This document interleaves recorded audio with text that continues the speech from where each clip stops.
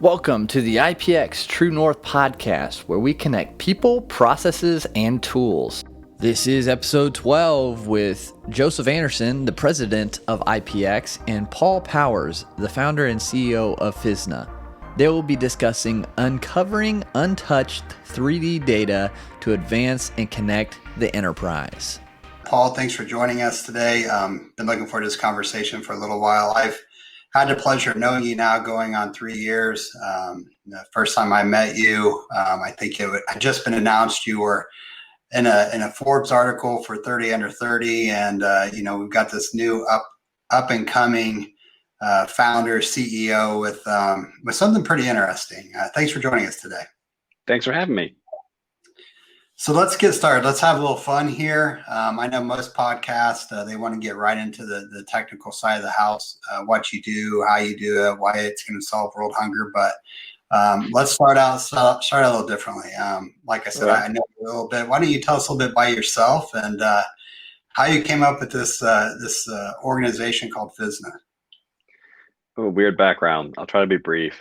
Grew up in the Midwest, homeschooled, and was a huge nerd, really into the sciences and technology. And for the longest time, I swore I was going to be a quantum physicist or an abstract physicist of some sort.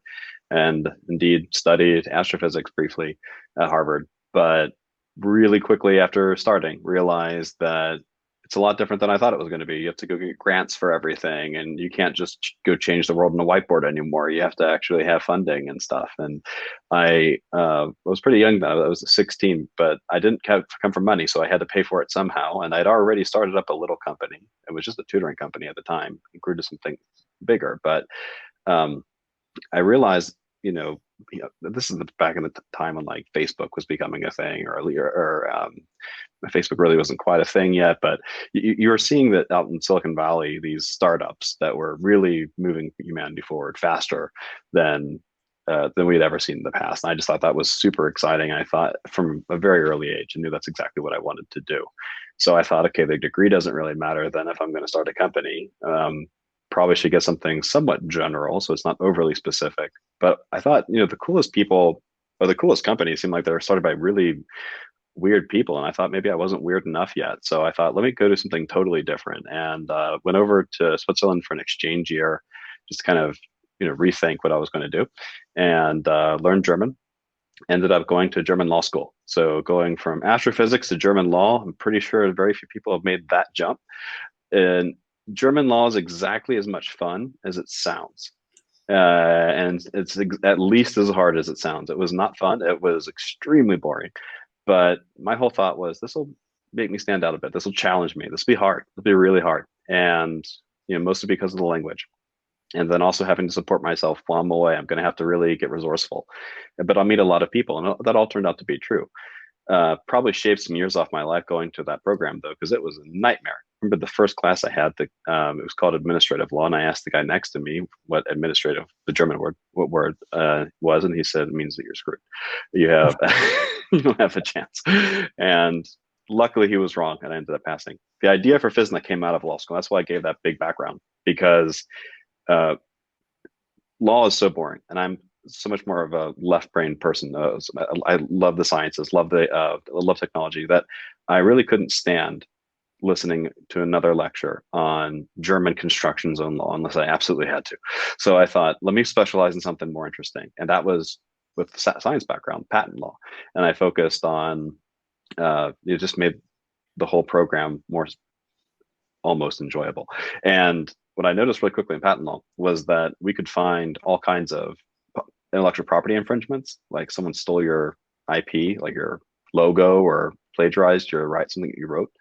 But when it was three-dimensional, like someone stole your thing that you invented, we couldn't find where they got it from, even if we had a pretty good idea that it was online somewhere.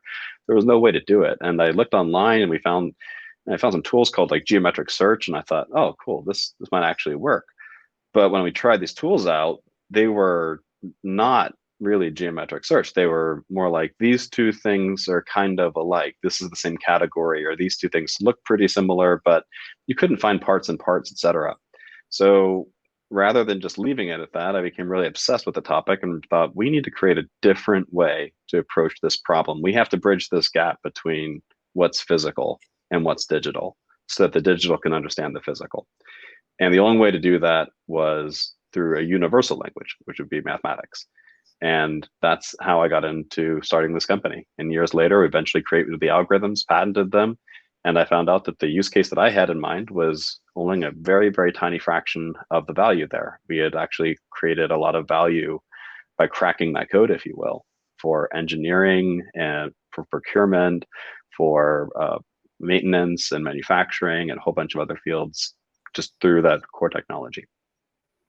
And this is kind of where, I got excited when I started researching Physna and trying to figure out is just another IT solution with fancy buzzwords, right? I mean, I've been doing this for over 20 years, various careers prior to my current position at IpX, and even with our current client base, right? We see a lot of IT solutions. We hear a lot of buzzwords, right? Digital transformation. But the reality is we're in a continual state of digital transformation.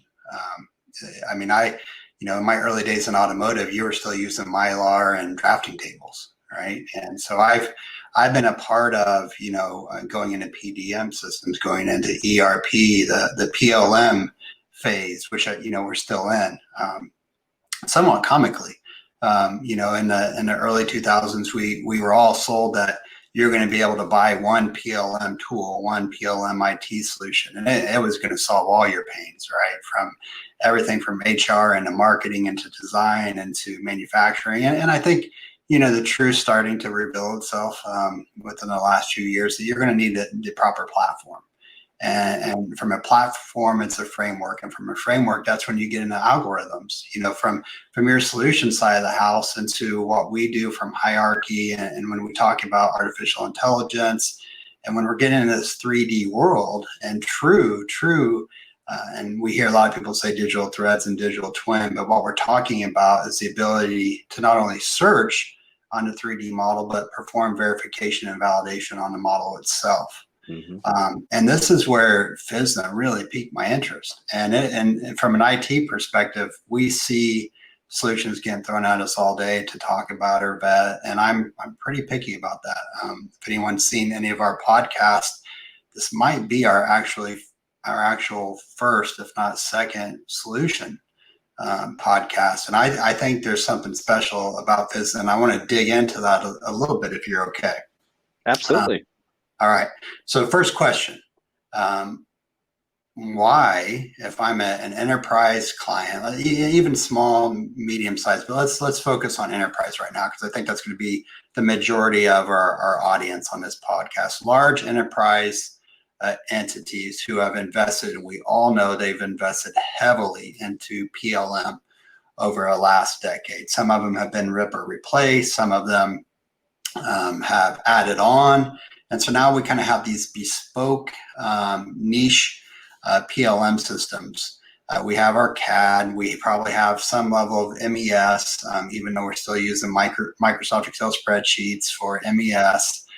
Where's Physna fit into all this from a corporate perspective? And I'm going to talk a little bit about the things you're doing for the public in a little while, but from a corporate enterprise perspective, I'd really like you to dig in and get technical on what you're really able to do and what the value is from an enterprise level, and how Physna, the solution, really empowers all of the other platforms, the other frameworks that they might or may be moving to for the future. Where's Phyzna's role in all of this? It's a great question. And I think the short answer is right in the center. What a lot of companies have, they call it digital thread. People talk about digital twin, but at the end of the day, what they really have is a bunch of metadata and a lot of manually entered information. And what we found with Physna, and this is, I think, the best inventions in history, and I come from accidents. And Physna, we did not intend to go down this route. We got pulled into this route by people from these companies with these solutions, with PLM, with MES, et cetera, saying, I need what you have to work within my system or to add to my system because it'll fulfill the promise that PLM was supposed to fulfill. I'm not downplaying PLM at all. Those are very useful systems. What Physna does is it makes those models that you have, all that three-dimensional data, if you will, from these models, it makes it actionable. It makes it to software as if just as logical as text. So if you're in a PLM environment, to give you a specific example, let's say you're an engineer and you're in the process of designing something. Well, there's a good chance that what you're designing either already exists or is a derivative of something that already exists. And today, there are various statistics you can find all around the web. Everyone has a different opinion, but a huge amount of time is spent searching for parts in PLMs because you can't just say, I'm looking for that one bracket thing over there. You have to give a part number, be more specific, and it's really hard to find those parts. And so what ends up happening all the time is that companies, they redesign them from scratch. And that creates problems, not just for the engineer, but then down the line as well. But let's just start with the engineer for now. The engineer is starting totally from scratch and maybe they've spent time already, they've wasted looking for a part. But let's say they don't find it, so then they redesign it, which is even worse. So you're designing a part from scratch and wasting all the time that goes into that. And now you're entering this part as a new part for to your organization. Now you have to find the right vendor for that, or you have to create a manufacturing process for it. The engineer not only do they potentially waste a lot of time, they potentially recreated the problem in the past. You might have just recreated a part that for whatever reason causes machines to break down, needs to be rebuilt or needed manufactured differently than you might think. There's already intelligence in your company that's not being utilized because people aren't getting to the underlying data at the beginning. So what Physna does is we have APIs that'll connect with your PLM, that'll connect with your systems.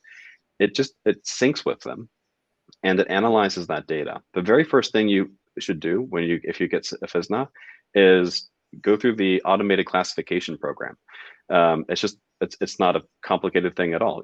Your models get pulled in and it says, these models all look like they're in the same categories. And so if you have things labeled incorrectly, or you acquired a company and they labeled them differently, now they're organized in a way where they're easy to find.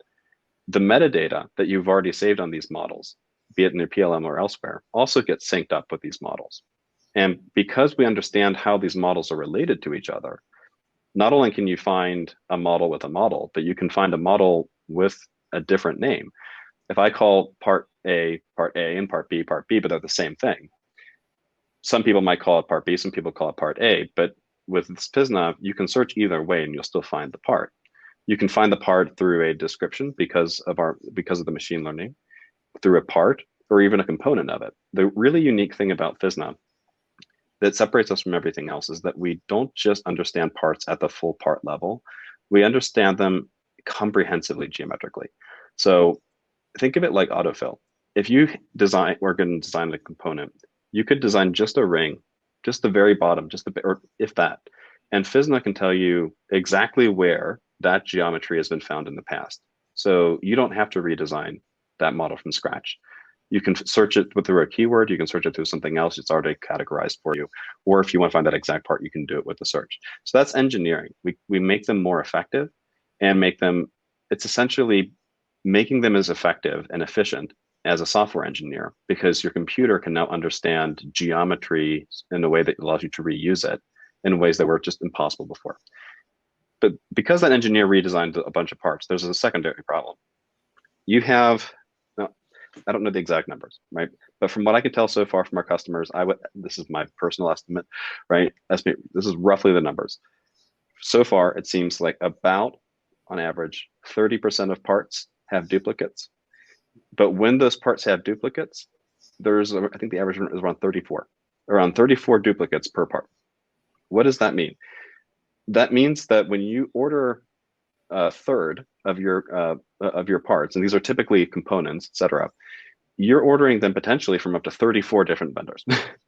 So you're ordering them unnecessarily when you already have the part just under a different part number, but you're also wasting a fortune by buying these parts in small quantities from all over from various vendors instead of consolidating them and buying them all from one. the best of the 34 vendors. And if they can't deliver, the second best of the 34 vendors. When you're relying on 34 vendors, you're not just wasting money, though. One catastrophe that we saw come out of COVID, and people are still experiencing this today, is a huge disruption in supply chains. A lot of these disruptions, like what we saw with PPE gear, for example, are unnecessary disruptions. It's not that the parts aren't out there, it's that people don't know how to find them. So if you know that all 34 vendors can supply the same part and one of them goes down, you no longer are reliant on them for that part. So you don't have to shut down your machine. You don't have to slow down production of parts. You don't have to stop manufacturing or creating things. You can continue because you know that there are duplicates.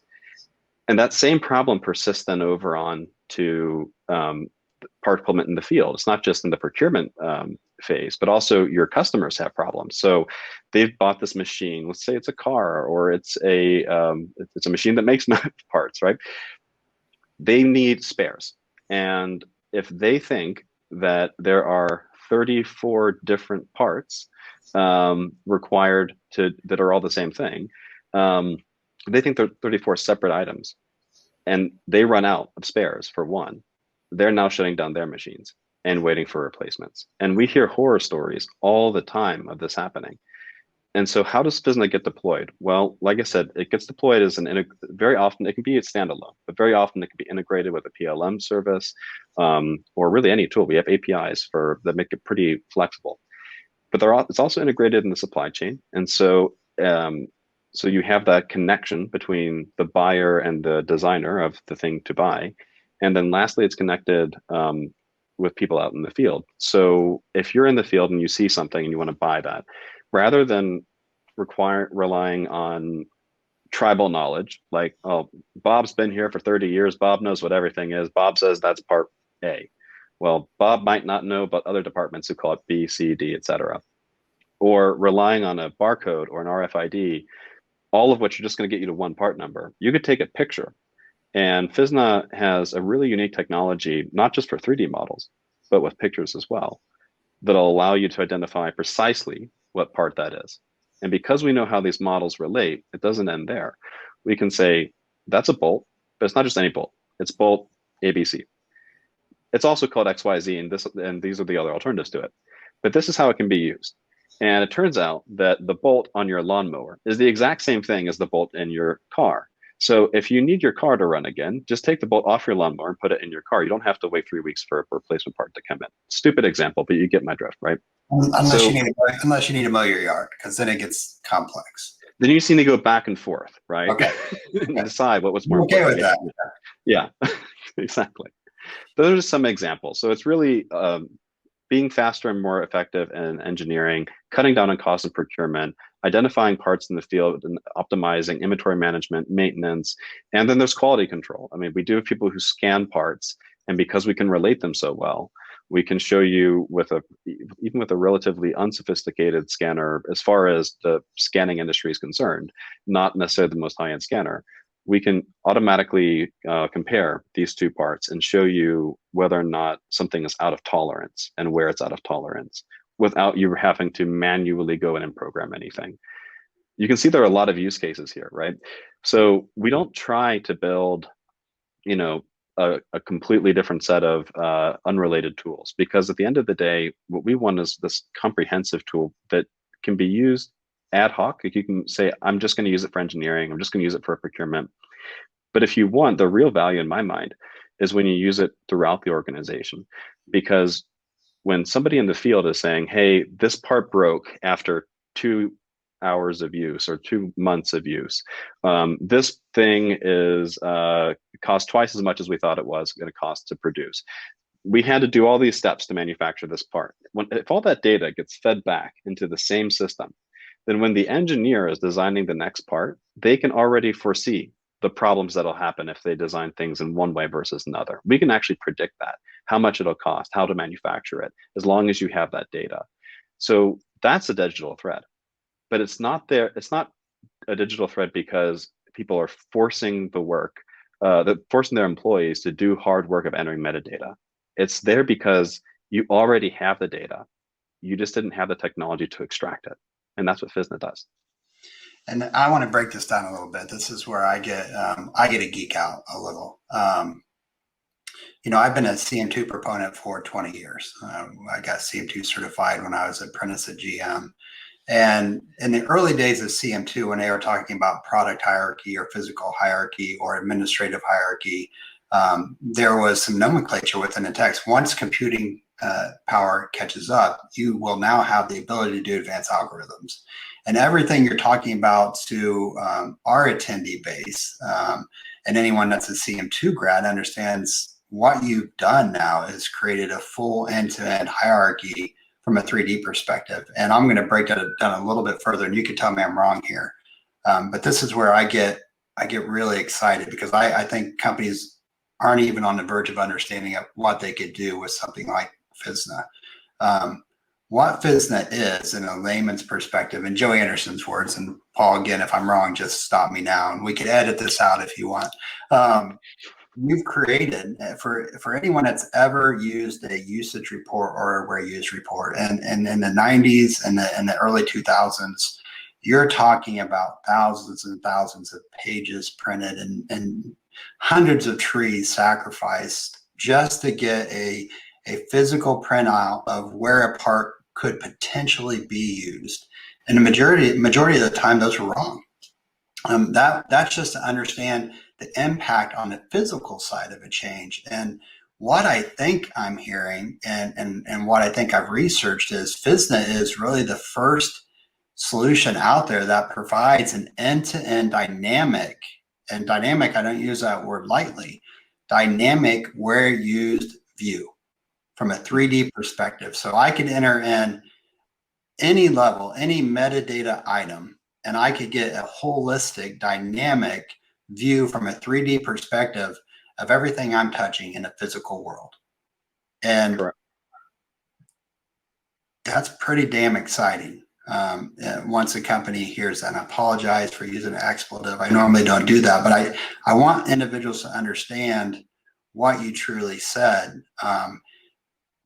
It's not only to understand the impact of a potential change. You now have the ability, I believe, and this is something, again, Paul, please add on to. So now if I could do this compare, I could go out and now I have the ability, we don't want to admit it to our board or our shareholders, how many bolts we've created that are exactly the same, just with different part numbers, because we've been inefficient and ineffective with our processes and our systems. But now I have the ability to do that with Physna. Not only can I do that, but Paul, can we do a compare of all of those models, all of those bolts, and go, this is the bolt we should be using and why? These are the bolts that have to be scrapped because we didn't realize, even though we were still using them, they were causing downstream issues because of this change we did 3 years ago. Do I now have the ability to see all the bolts I have and do some analysis internally, right? And actually identify the bolt we should be procuring going forward? Is that capability there? Yes, it's there and then some. So I love that you asked that question. One of the coolest things that I geek out over, and this is truly me showing my nerdy side here, but I think it'll resonate with anybody who's listening. If you have a single model, let's say that it's saved as like an STL dot step, whatever, you choose the format because we're file type agnostic, but it's not even an assembly. Obviously it could be, but let's say it's not. It's one solid object in a CAD file. You upload that, let's say it's a motor. We can tell you, let's use your example of bolts. Every single bolt that is in your database, and potentially ones outside of it, which we can talk about later, that fit inside that motor. But we can also, not just that they do, but we highlight that. We can actually show you, this is where they go, boom, boom, boom, boom, boom, boom, boom, inside of the motor, how many times they're used. This is the pattern that they create. And these are the alternatives. Do you want to see what it looks like? You don't, and if you say, well, they don't need to be 100% duplicates because some of the things we designed were just a tiny bit different, aesthetically different, perhaps, right? Or maybe even functionally different by just a little bit. Are they still useful? We show you how it would fit into that model. And through a highlighting process, we show you whether or not it will fit the requirements of each part. So very quickly, you can see what the standard part should be, which one you should choose to be the standard. And then you can go through and say, we don't need to use the others. A lot of companies we've talked to say, we're hesitant to eliminate duplicates because of our BOM structures, right? Our bill of materials, they're all dependent on these parts. And the answer is, if it's a big enough company, I would say, I agree with you, dude. That's going to be a really time-consuming process. So don't do it. Just say, this is the just use the search functionality. Every time that you're going to order something, all you have to do is push that button. It'll show you, this is the standard that you should be using here. And this works just as well, if not better, and can be procured for cheaper, etc. So we can absolutely do that today. Okay, now I got to ask the questions I'm sure you're tired of answering. But can you do it? Can you do it with speed? How long is it going to take?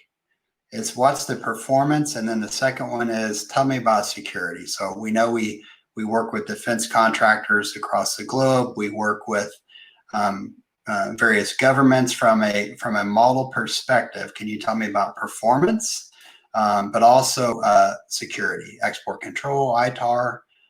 All those fancy words where it does get some companies in trouble because they don't have good control over certain models or certain components within a model. The speed will blow your mind. One thing that we hear very often from our customers is that they were just shocked about how fast we were able to make these predictions. Now, obviously, that's, we're under the same laws of physics as everybody else. So if you are uploading a model that's a terabyte in size, your internet speed is going to take a lot to upload.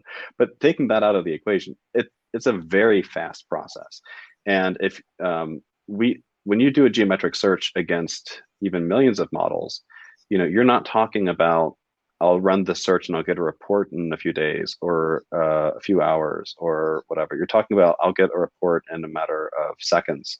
And if you're running a report on, or a search on how models are related, especially in the enterprise environment, which is the paid environment in Physna, it's I don't want to say instantaneously because it depends. Instantaneous because if you have a huge database and it's a huge part, it can take a second or two, but it's very, very fast. It has a lot to do with how we index the model. So the reason that we're so fast, and I would strongly argue that we're at least one or two orders of magnitude faster than anyone in a similar space. The reason we can do that is also because of how we break down the model. We think of the model, at the end of the day, we've converted into something that software can understand. What can software understand? Software can understand digitized data. So we've created a DNA sequence, if you will, for that model.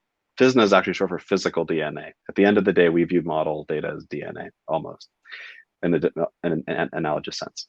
And so it's basically performing a lengthy text search, if you think about it, right? It's not having to do all the processing. We've already indexed the data. It doesn't have to reanalyze every single model. It's very, very fast.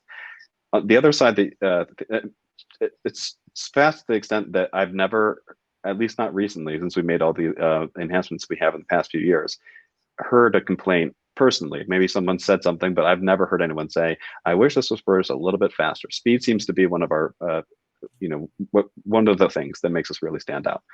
When it comes to security, I couldn't agree with you more. This is a question that comes up on literally every sales call with literally every customer. And if you think about the data that we're dealing with, it's obvious that security matters. Our customers, the number that I can't name because of NDAs, and we respect those. One I can mention because it's been made public by them is the Department of Defense, the Defense Logistics Agency, where we have a database of their data. Their security system is obviously very robust. And that's the same security system that we give to all of our other customers, which are also Fortune 500 or above type companies. And they're in automotive, they're in defense, et cetera. So security is a big deal, but it's also important because of the nature of what we're dealing with. We're dealing with your CAD models. We're dealing with your 3D data, your intellectual property. Under no circumstance can that fall into the wrong hands. I tell people internally a lot, imagine that you're dealing with people's social security numbers here. That's how secure this has to be. You cannot let anybody touch this. And as far as how we protect it, there are several ways. So we have people on staff right now who focus just on that, just on security. But when we built the architecture, we built it at the with security in mind first and foremost. So we use Google Cloud, but you'd be shocked at how much security actually comes with the arrangement that we have with Google Cloud. We have top of the line cloud security. And a lot of people say, well, isn't the cloud dangerous? Is the cloud less secure than on-prem?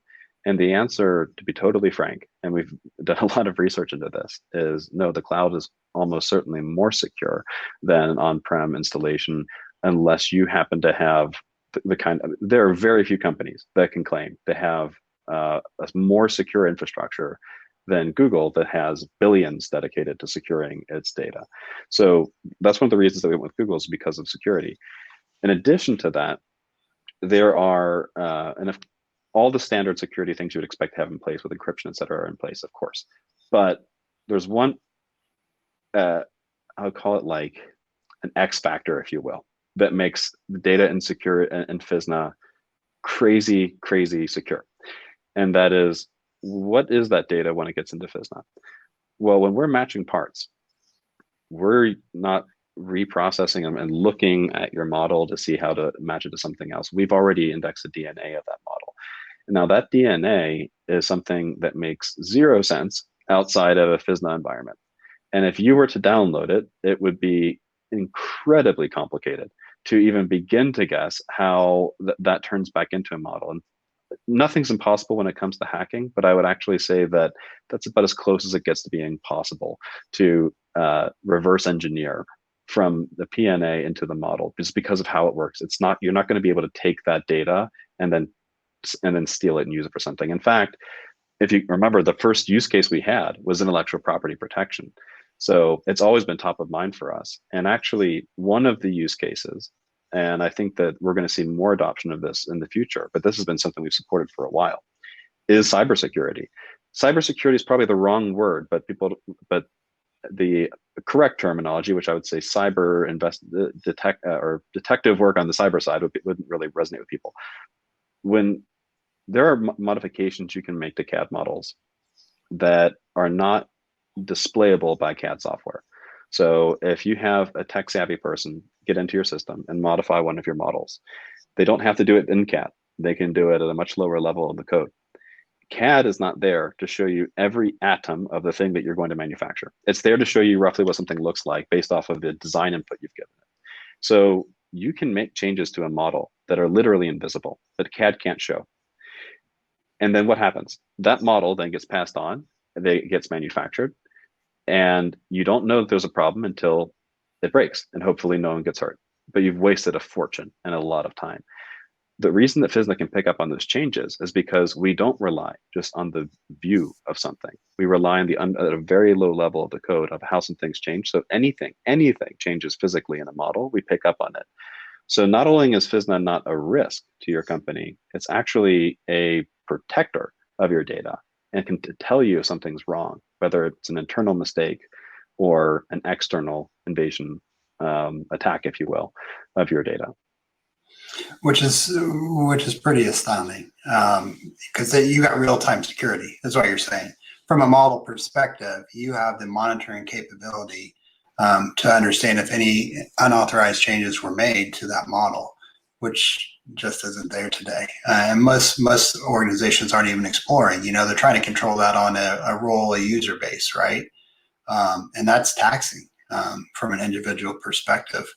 One thing that you touched on as well from a DNA, all of our CM2 clients understand that's been our mantra for a long time, from the physical side to product side, but also from a company, from an organization. Each organization has its own unique DNA, and having the ability to go in and assess that's been kind of our bread and butter for a long time. And when you start talking about the CM2 DNA from a product perspective, breaking that hierarchy down from a metadata, but also on the administrative or the application side. And that's the one question I'd like to ask you. So you have all the model capability.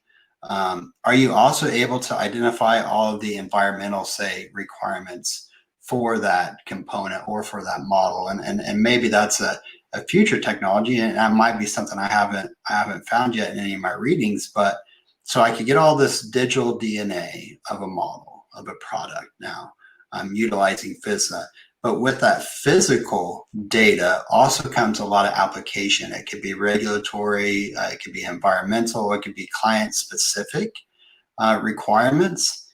Does Physna have any capability to also identify that per part number, right? Let's go back to that bolt analogy. So I have all these part numbers that I've created, and my best guess from my world, and reuse is a big one, right? And I think your 30 to 34% is actually light. They typically throw those numbers around because companies don't want to admit how much they're actually burning from a reuse perspective. But let me get back on track. Apologies. So you got all the physical data. You've got the dynamic 3D model. I've got all that, which is a rich amount of data, which we've been discussing for a while. Do I also have the capability to understand and see quickly, and maybe this is the linkages into the other systems, the application requirements that state how that component, how that part should be operating in the field, and from a regulatory perspective, how it should be deployed in certain applications? Sure. Before I answer that, I just want to go back to one quick statement you made, which is the real-time monitoring. Just to be totally transparent, I never want anyone to think that we have something that we don't. So it's not real-time monitoring. It's the ability to check for any changes that happen. So you would have to actually click to see. Just in the spirit of full transparency, I wanted to make sure that part was clear. To answer your question, the limitation on what Physna can predict or can associate really comes down to, and with our current technology, whether there's a correlation at any level with the part itself. So if you're asking, can you predict the environmental conditions that this should be used in?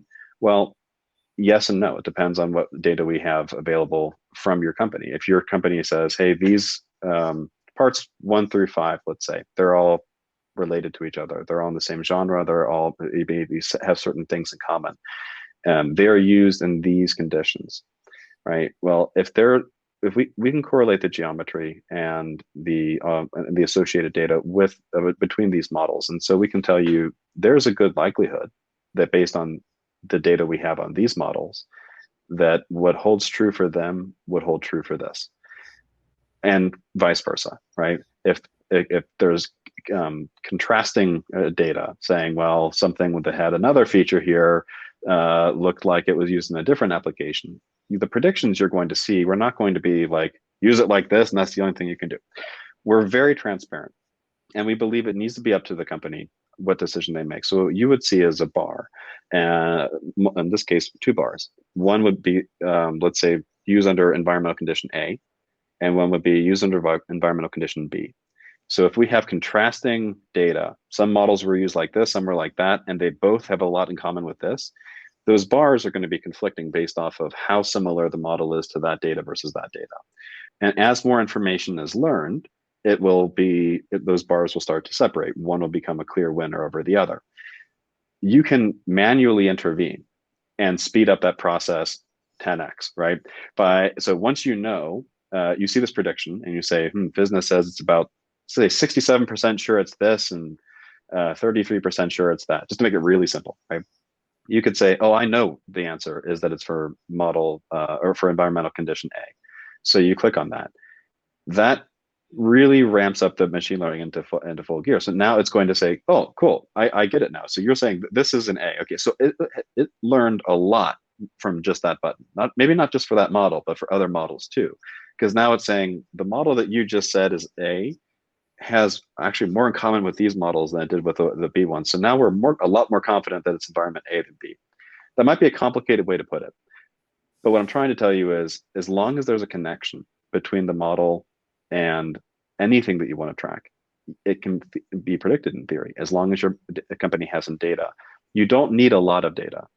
But the nice thing about 3D is that there's so much more information we can pull out of a 3D model than you could ever pull out of pure metadata or even pure 2D data.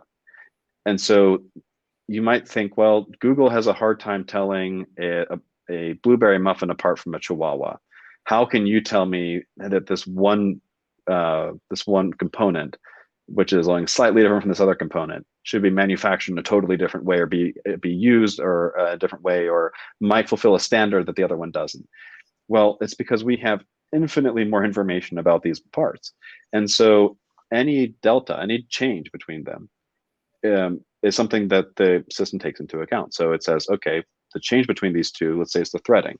The threading was the only difference between these two models. And I've seen that in a couple of cases now. If the threading's there, all of a sudden it's A, and if the threading's not there, then it's B. That makes it a lot easier for us to predict. That allows us to predict very, very quickly how to categorize models, but also how to make predictions about manufacturability, use in the field, certifications, et cetera. So does that answer your question? Yeah, absolutely. Yeah, okay. At the end of the day, it's about data and it's about linkages. And if a company's invested in those linkages and the data, the Physna comes in and we just talk about deliverables. I'm breaking this way, way down. From a CM2 perspective, if a company starts getting their hierarchy, getting their data in order, getting all those linkages from the physical and administrative, there's a whole lot of capability. Exactly. And that's exciting to me. And the reality is I could talk about this for the next 3 hours, but our moderators on both sides of the house are going to tell us any podcast over an hour, people are going to go to sleep. I don't think that's the case, but I want to talk about one more thing. And I've been trying to figure out, and I challenge myself, as you know, how to slip in a pun, but I'm not going to do that. I'm going to just give you some grace and give you a timeout for it. But you and I talked about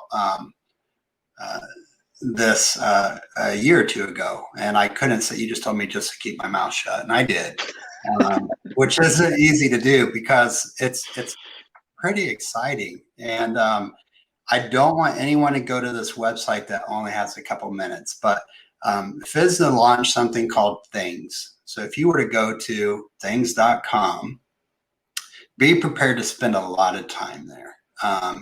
If you enjoy just browsing things that you didn't know someone else had the capability to design, or a dream or an idea that you had as a child, or you just like seeing different items, different cool, unique designs. Honestly, a lot of this is art. This site has me completely enamored, actually, with the potential for small companies all the way into large organizations, but also for individual designers. You know, I've discussed my time with GM many years ago, 2 decades ago. When you wanted something designed outside of the house, you know, you just had a cool idea. I want something designed so I could have it built so it does a certain function, or I have a cool idea for a toy. You went and you identified maybe 1 or 2 people you knew, you know, designers and drafters, and you had to talk them in over a dinner or something to create this design for you and this model, 2D model, and then you had to go find somewhere where it could be produced. But with technology and 3D printing and where the world's headed, things just it blows me away on where you're potentially headed. And I don't want to put any words in your mouth, but can you discuss why Physna and everything you've been trying to accomplish over the last 3 years, right? You're still an Ohio-based organization, right? You're not in Silicon Valley. You've got a recent impressive funding arm. You're seeing growth. You're getting into new markets, and in parallel, you decide you're going to do things. Tell me a little bit about that, Paul. Other than us being 2 self-proclaimed geeks from the Midwest that apparently also wear t-shirts under their suit jackets. Why things, and what's your vision there? So that's a really good question. I'm glad that you asked why behind Thanks. For those who are listening, it's spelled with an A, so THANGS.com. It's 100% free, and you can do whatever you'd like on the site. There's no paywall anywhere. Thanks serves a couple purposes. So for the end user, let me start with them. If you're looking to 3D print something, if you're looking to have something custom manufactured, or maybe you have a design then you want to find things that are relevant to it through a geometric search, or you've designed something that has components and you want to know where you can get those components. Thangs is I would say right now, probably the fastest growing 3D community in history by the numbers. And it sort of works like a Google, but for 3D. And so Thangs does that in two ways. So of course you can search with text, obviously. You can also search with the model. You can use a model from just about any major format you can think of and search against not just what people have uploaded to Thangs, which you're right, there's a lot of art, there's a lot of things that are, hobbyist type materials, but also very practical parts from suppliers around the world. You can search that geometrically in Thanks as well and you can say, here are all the parts that either match one-to-one what you've uploaded, or that are inside of what you've uploaded, or that are what you've uploaded is inside of, if you will, ways that could be applied. And we did that for a couple of reasons. But before I go into that, let me tell you one more thing about what it's for. It's not just there to search, it's also there to change how people collaborate. One of the most upsetting things to me from a macro perspective about innovation is that we're only innovating, by most of the studies that I've read anyway, on the hardware side, about 1/5 as quickly as we could if hardware innovation was made as straightforward and reusable as software innovation. So that means if you have mechanical engineers on staff, know that their ability to engineer something is probably 20% of what it should be. And that's not their fault. That's because of a lack of software. It's because software has been built for software for a long time and not for hardware. So we wanted to change that. And so we created something that we're now calling Thangs Workspace. It's an alpha. It's not public yet, but it will be in the near future. And there's a form where you can sign up for the beta version if you're interested, which will come out after alpha, obviously. And what that does is it works like a GitHub, if you're familiar with GitHub, but for 3D. And the CTO of GitHub's actually on our board of directors, and really understood this from the day I met him, Jason Warner. The potential is there to allow people to work together in a simpler and more automated way. So it automates version control, automates revision control, shows you changes that have happened between one version and another, and it doesn't care about file format. So you can design in one file format, I can design in another, and it'll still show you what's changed between these models, how are they related and how they're not. And there's a lot more coming with things. We have a lot of other ideas that'll be coming down the pipeline. But the reason we started as a company was because of enterprise, but also because of our long-term goal. So that how does it help enterprise? How does it help the people who are probably listening to this podcast? Why should they care that Thangs exists?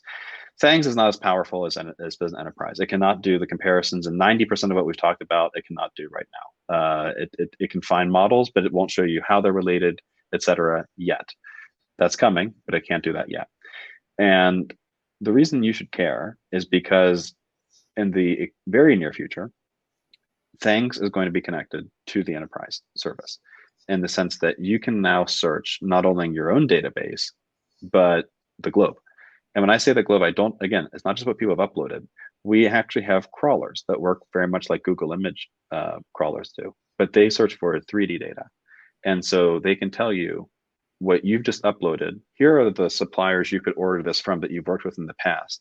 And here's a ton of others that can also give you that part that you've never even heard of, or maybe that you've never worked with, right? So it allows you to automate a lot of that procurement process.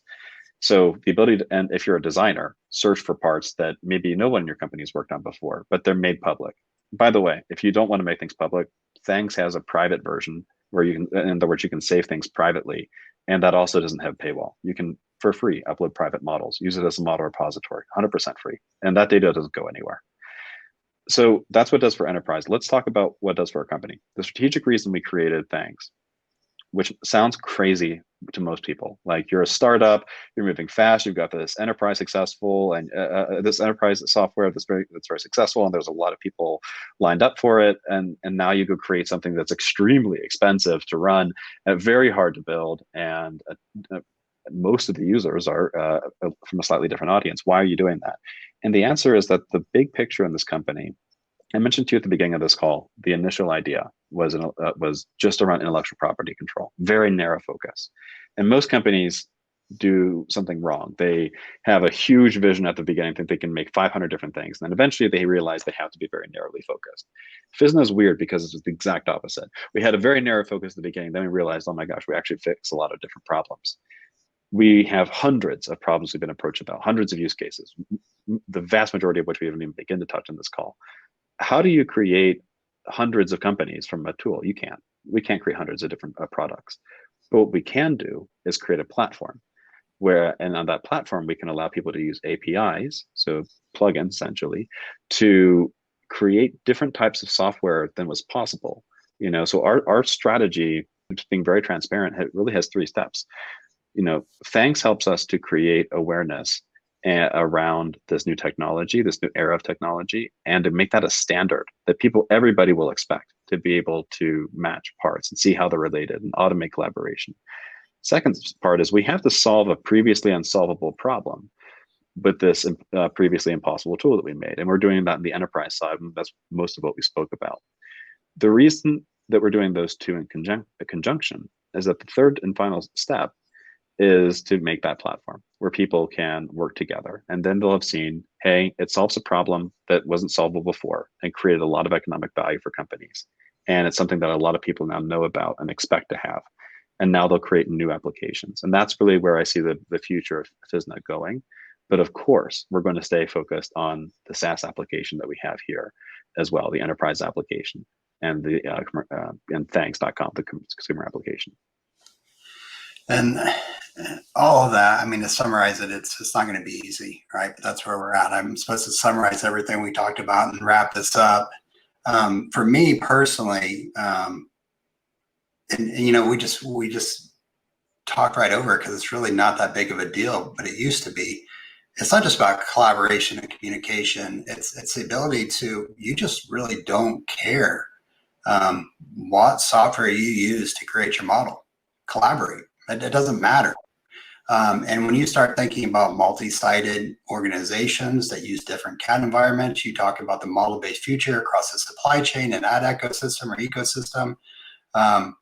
Physna is that kind of glue, from a solutions perspective, and it's that the DNA, and that's kind of what from a process, from a data model linkages is that CM2 DNA that we talked about. So from the capability and collaboration, I see a lot of exciting things because I've always told people, regardless if you're small or large company, if you provide value, your network and your friends are going to continue to want to work with you.